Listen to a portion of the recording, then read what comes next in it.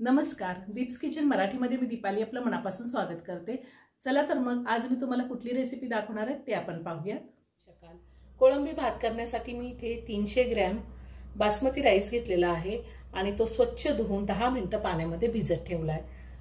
300 gram मी कोळंबी घेतलेली आहे आणि कोळंबी सुद्धा मी स्वच्छ धुवून घेतली आहे। एक मोठा कांदा बारीक कट करून घेतलेला आहे, तुम्ही उभे काप देऊन कट करून घेऊ शकता।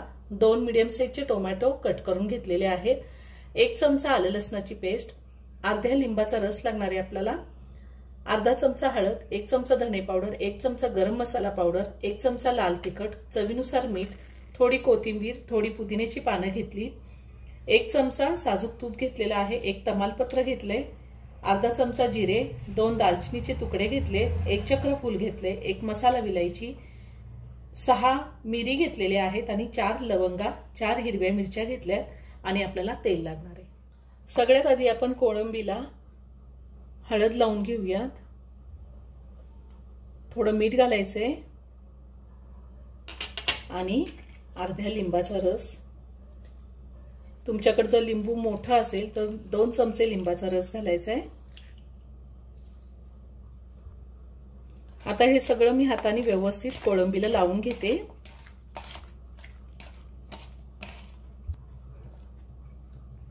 हळद, मीठ, लिंबू मी कोळंबीला लावून घेतलेले। आता साधारण 10 ते 15 मिनिटं मी कोळंबी झाकून ठेवणार आहे, त्यानंतर आपण कोळंबी भात करूया। मी गॅसवर कढई ठेवली, त्यामध्ये 2 चमचे तेल घालतेय, त्यातच मी 1 चमचा साजूक तूप घातलंय। तेल गरम झालंय, यामध्ये आता आपण खडे मसाले घालूया। त्यातच आपल्याला कांदा घालायचा आहे,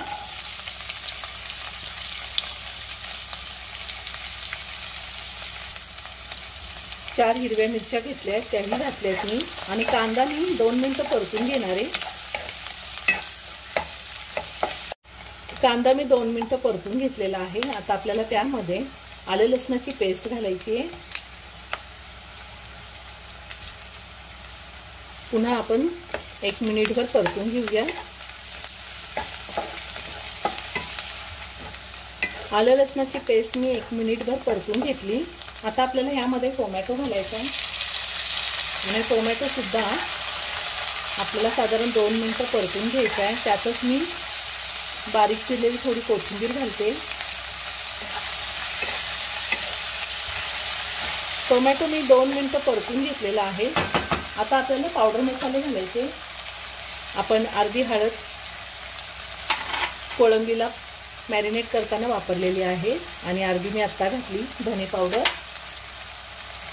गरम मसाला, गरम मसाल्याच्या ऐवजी तुम्ही बिर्याणी मसाला सुद्धा वापरू शकता, लाल तिखट, तिखटाचं प्रमाण तुमच्या आवडीनुसार कमी किंवा जास्त घेऊ शकता, आणि ही पुदिन्याची पानं घालायची आपल्याला आणि सगळं व्यवस्थित मिक्स करून घ्यायचं। पावडर मसाले मी सगळे व्यवस्थित मिक्स करून घेतले। आता आपल्याला मॅरिनेट केलेली कोळंबी घालायची आणि कोळंबी मी 2 मिनिटं चांगली परतून घेणार आहे। 2 मिनिटं मी कोळंबी मसाल्यासोबत चांगली परतून घेतलेली। आता आपल्याला झाकण ठेवायचे आणि साधारण 5 मिनिटं गॅसची फ्लेम लो ठेवून मी कोळंबी शिजवून घेणार आहे। 5च मिनिटं फक्त आपल्याला शिजवून घ्यायची आहे।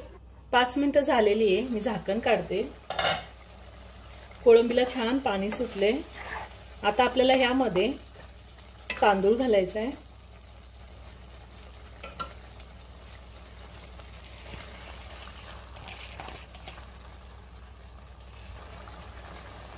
तांदूळ सुद्धा आपल्याला 2 मिनिटं चांगला परतून घ्यायचा आहे। आपण तांदूळ भिजवून घेतलाय, त्यामुळे हलक्या हाताने परतून घ्यायचा आहे। गॅसची फ्लेम हायवर ठेवून मी 2 मिनिटं तांदूळ चांगला परतून घेतलेला आहे। आता आपल्याला ह्यामध्ये पाणी घालायचंय। ह्या वाटीने मी 1.5 वाटी तांदूळ घेतलेला आहे, म्हणजे वजनी 300 ग्रॅम तांदूळ आहे, तर ह्याच वाटीने मी 3 वाट्या पाणी घालणार आहे। म्हणजे जितका तांदूळ घेतलाय आपण त्याच्या दुप्पट पाणी घालायचे। पाणी मी गरम करून घेतलेले आहे।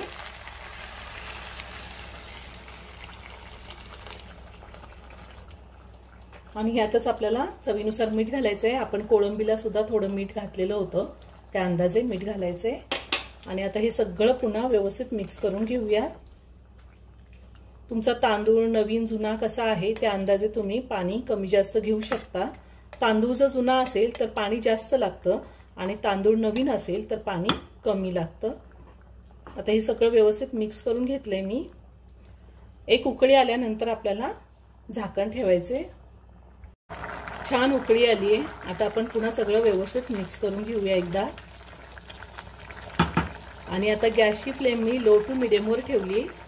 झाकण ठेवून हा कोळंबी भात आपण शिजवून घेऊयात। साधारण 12 ते 15 मिनिटं मी भात शिजवून घेतलेला आहे आणि गॅस बंद केला होता। वरतून थोडी कोथिंबीर घालते। खूप छान झालाय कोळंबी भात